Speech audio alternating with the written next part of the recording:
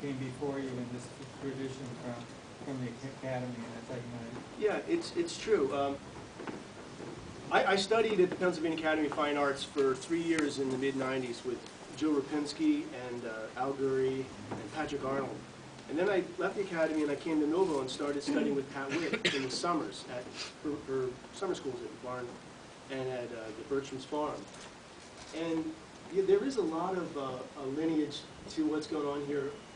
At the academy, they like to tie you in. I would go back to Joe Rapinski, who would go back to Roswell Widener, who painted in the Pine Barrens for 30 or 40 years. He painted pastels there that are gigantic, and they're just gorgeous. They're very thin versus mine, which are very thick. Daniel Garber was Roswell Widener's teacher. Thomas Anschutz taught Garber, and Thomas Akins taught them. So they take their lineage back pretty quickly to some pretty powerful guys.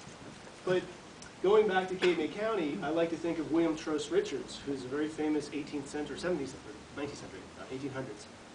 He would do, behind Tina here, he would do the big seascapes of Atlantic City at Cape May.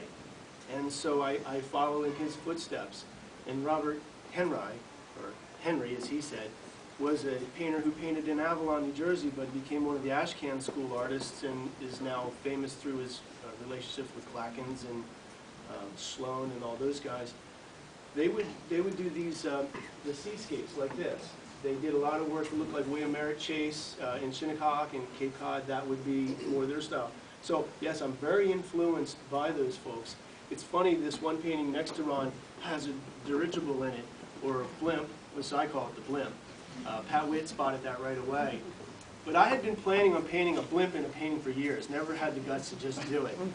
Until somebody sent me an email asking for information about this old artist from Cape May County. And I said, well, I know a little bit about him. Could you send me the image of the painting?